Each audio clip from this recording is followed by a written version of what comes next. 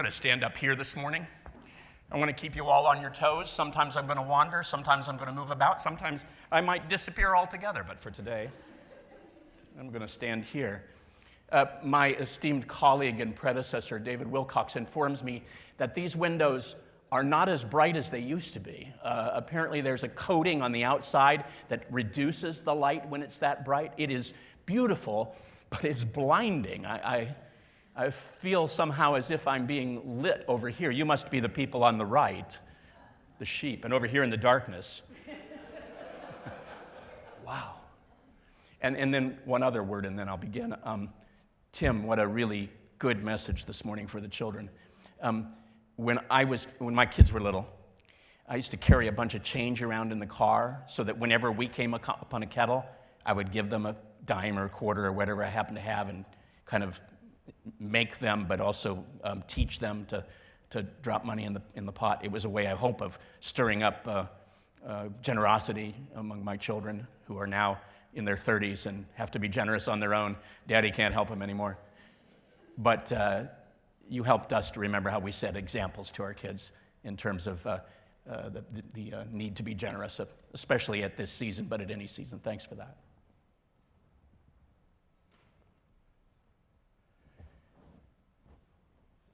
Every so often, my phone buzzes. This morning in the choir, Rick's phone kept chirping, and I forget what the sound of it. Oh, ha, ha, ha, or something like that, wasn't it? What was his ringtone? Mine will ring at odd times. And this last Sunday, 2 Sundays ago, actually, it did just that. I was, for a change, watching the Browns lose. I never get to do that. That's probably a good thing for me. I was sitting in my chair watching the Browns lose another game 2 Sundays ago when a text from one of our church members came on my phone. They were at the church already getting ready for the Feast of Thanks that afternoon. The text read, "Did someone invite people from Meals Together to Feast of Thanks?" I thought for a moment before answering. That's always a good idea when you get a text, to read it carefully and then wait before you answer. It's easy to quickly answer and be rude or short. I wrote, yes, they were invited. The fact is, I invited them. The previous Thursday evening, when I learned earlier in the week that we had food for 100 or 120 that evening, but at that point, 15 of you had signed up on the sign-up sheet downstairs. When we put sign-up sheets downstairs and ask you to sign them, it would be helpful if you did. And so, partly out of fear that there would be way more food than feasters, I spoke to the Meals Together crowd, people from all walks of life, all ages, all stages, all colors and castes and classes and kinds. I spoke on Thursday evening to our guests at Meals Together, as I usually do before the meal, and I invited them that night to our Feast of Thanks the following Sunday. Thinking that at most 10 or 15 would come, a table, maybe 2, I was surprised to discover as I made my way over to the church that afternoon after the text that there were maybe 50 folk milling in the parking lot, most of them familiar to me, although some were not. I went into the church and down to the kitchen to apologize to Carrie Meinwieser and her crew, to fess up, as it were, and then I went back out into the parking lot across the street to the Lutheran church to see what they were having for dinner in case we needed to send them some of our overflow. Then I spoke to the guests in several groups around the parking lot as they gathered there. "You are more than welcome here," I said over and over to them. "We would love to have you, but know that we were not expecting nearly so many. So if you'd rather go over to Zion and have a dinner where they're having pork, we wouldn't be at all offended." Well, some went, but most chose to stay here. "We like your church." Several of them said this independently. "We like your church. You're nice to us." So apparently we're nice to people, and that's good. It could be worse. Well, the meal went off well, surprisingly. As it turned out, we had plenty of food, and even though we had to set extra tables and chairs, we were able to handle the crowd, about 150 of you in all, church members and guests. It's like loaves and fishes, I said over and over again, referring, of course, to the stories in all 4 Gospels, where Jesus feeds 5,000 without regard to color or class or kind, gender, status, standing, or sexuality, feeding them on 5 loaves of bread and a few fish. You give them something to eat, Jesus says to the disciples in Luke's version of the story, speaking to us in the face of so much hunger, so many souls. And so we did. And so we gather together this morning. We gather together. That's a good line. 2 weeks after the events just described, we come together on this final Sunday in the Christian year. On the day of the festival of Christ the King, we come together to declare with our words and our works, with our loves and our lives, the kingship and the lordship of Christ, the one who has come among us as a shepherd king to guard and guide us, to sort us and separate us, to grab us and gather us in, to reveal grace and mercy to us, his grace, his mercy, so that we might do the same to and for and with others. Christ the King Sunday is the newest festive day in the Christian year. It was added to the church's calendar in 1925 in response to the increase in secularization at that time, particularly to the plight of Mexican Christians who were being told by their governmental leaders that their allegiance was due only to the government, not to any other source of power and authority. The church in Mexico, however, remained faithful to the terms and the tenets of the gospel. They held public parades throughout the land with significant government pushback, proclaiming Cristo Rey, Christ is King. Pope Pius XI then made that declaration the basis and the cornerstone for this holy day to be observed throughout the Roman Catholic Church, and eventually by the mid-20th century, as the ecumenical movement began to move among Protestants and Catholics alike, it spread into churches of Christendom, including United Methodism. And so today, our voices stand alongside of those others persecuted for their faith at all times and in all places, including those Christians in Mexico in the early 20th century and the thousands of others who face suppression to this very day. Cristo Rey, we say, we shout, we sing. In many cultures, in many churches, in many languages, Christ is King. But ours is a king who rules not with an iron fist, but with a shepherd's crook. Ours is a king who sits on a throne not made of swords, but of love. Ours is a king who enforces his rule and enacts his reign by acts of mercy, those done by his followers to those with whom he identifies so fully: the poor, the crippled, the lame, and the blind, the last, the least, the lost, the left behind, the left out, the left for dead. Indeed, the gospel lesson before us today from the 25th chapter of Matthew's story of our Lord's life, the third of 3 parables which Jesus told and the church recalled in the face of the challenge of their own day still present among believers in ours, the challenge of living out the promise of Christ's presence among us in the here and now and looking forward to his coming again in the hereafter, even though that promise has not yet been fully fulfilled. The gospel lesson before us today speaks clearly about this matter of the unfinished, unrealized reign of Jesus, the unfulfilled promise of Christ the King. For this story points forward to a time out of time, an event and an occasion when all persons will be held accountable for those activities, those decisions made in the face of the demands of Christ's kingship, in the midst of the needs of those who populate this place, those who are citizens of this earthly sphere. The story is so familiar that it hardly bears repeating. I've told it over and over again over the years, and yet a careful retelling of it reveals details.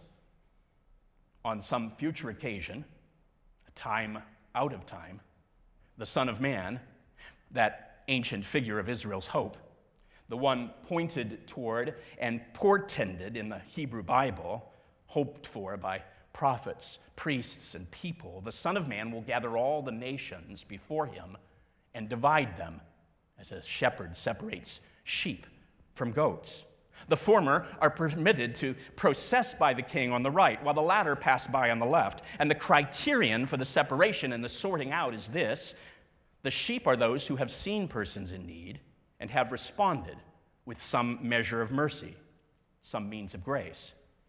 While the goats are those who have, like the priest and the Levite in another of Jesus' stories, passed by their needy sisters and brothers on the other side. Lord, each group pleads, after all have been sorted out, put into their pens. Lord, when was it that we saw you hungry or thirsty or a stranger or naked or sick or in prison and did not take care of you?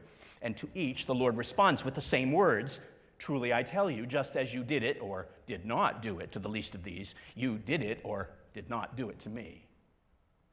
Now the point seems to be that those deeds of kindness and mercy which we enact in this life have consequences far beyond the mere doing of them. That the bits of food or cups of cold water or kind words or warm coats or caring visits or change placed in a pot, these acts offer to others more than just random acts of kindness.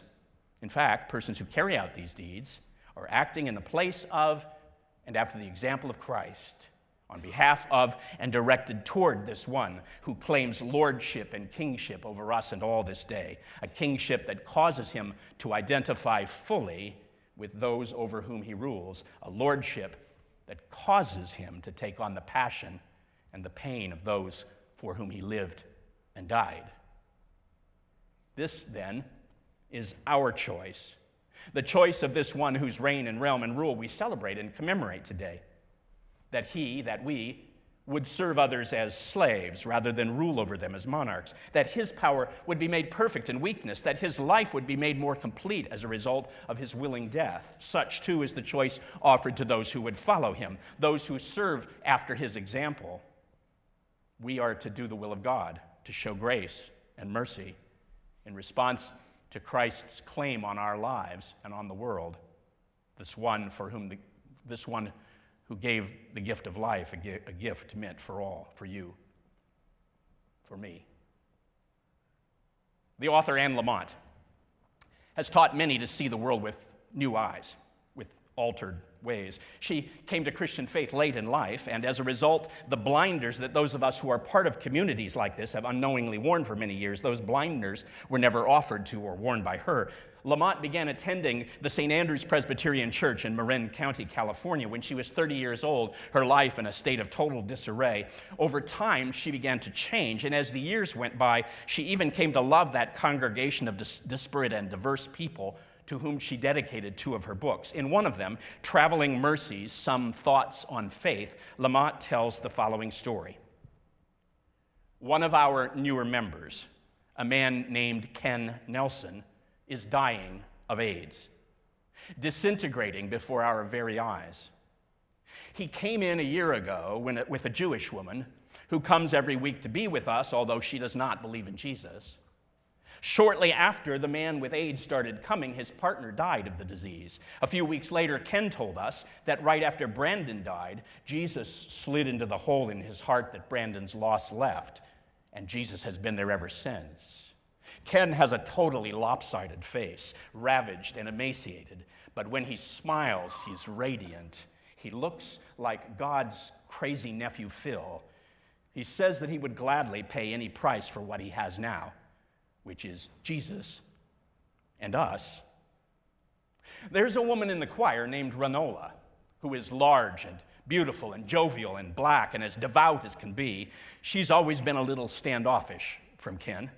She's always looked at him with confusion when she looks at him at all, or she looks at him sideways, as if she wouldn't have to quite see him if she didn't look at him head on. She was raised in the South by Baptists who taught her that his way of life, that he was an abomination. It's hard for her to break through this. I think she and a few other women in the church are at the most visceral level afraid of catching the disease. But Kenny has come to church almost every week for the last year and won everyone over. He finally missed a couple of Sundays when he got too weak. And then a month ago, he was back, weighing almost no pounds, his face even more lopsided, as though he'd had a stroke. Still, during the prayers of the people, he talked joyously of his life and his decline, of grace and redemption, of how safe and happy he feels these days. So, on this one particular Sunday, the first hymn, the so-called morning hymn, we sang Jacob's Ladder, which goes, every rung goes higher, higher, while ironically, Kenny couldn't even stand up. But he sang away, sitting down, with the hymnal in his lap. And then when it came time for the second hymn, the fellowship hymn, we were to sing, His Eye is on the Sparrow. The pianist was playing, and the whole congregation had risen. Only Ken remained seated, holding the hymnal in his lap, and we began to sing, "Why should I feel discouraged? Why should the shadows fall?" And Renola watched Ken rather skeptically for a moment, and then her face began to melt and contort like his, and she went to his side and bent down to lift him up, lifting up this white rag doll, this scarecrow. She held him next to her, draped over and against her like a child, while they sang, "I sing because I'm happy. I sing because I'm free, for his eyes on the sparrow, and know he watches me." Once in a while, writes Roger Levet, a retired pastor from Birmingham, Alabama, who goes around the country serving as interim pastor in various situations. Once in a while, we all have a chance to meet Jesus face to face. Often, this is how these encounters seem out there where there are no stained glass windows, no hymns, no quiet, only sometimes tears and pain and injustice. If we open our eyes, who knows? We might just meet Jesus. I was hungry and you gave me food. Could it have been Jesus standing in the crowd in the parking lot before the Feast of Thanks? I was thirsty and you gave me something to drink. Could it have been the Lord who drank up all our coffee that night? I was a stranger and you welcomed me. Might it have been Jesus entering the doors of our church and coming down to Wesley Hall? I was naked and you gave me clothing. Was it the Christ who received a coat from people to people, or food from the Worcester Hope Center, or shoes and shelter from the Salvation Army? I was sick and you took care of me. Could it have been the King whom we found at the hospital, or at home, or in the healthcare center when we made a call last week? I was in prison and you visited me. Was it the Lord to whom we brought the word, with whom we spoke, at whom we nodded on the street, who sat by us at the table and ate and drank the meal set and shared there?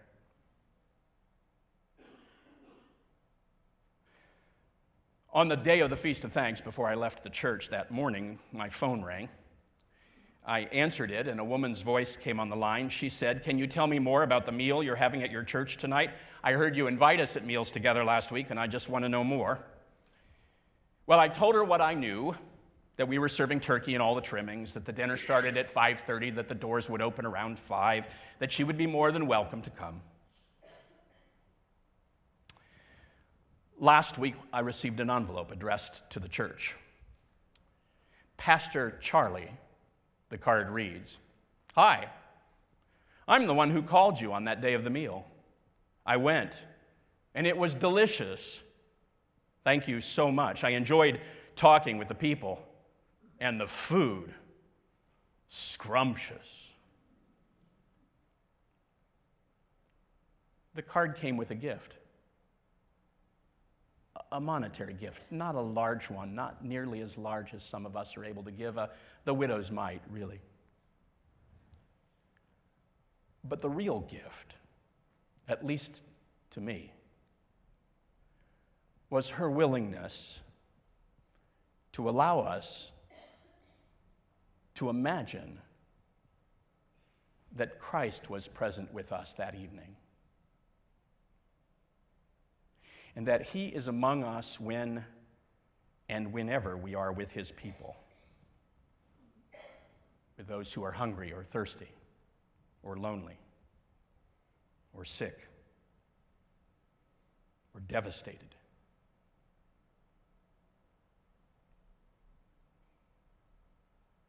Cristo Rey.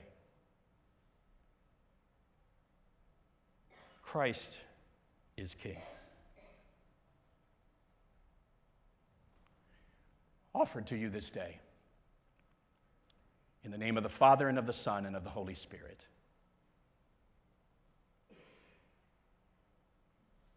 Amen.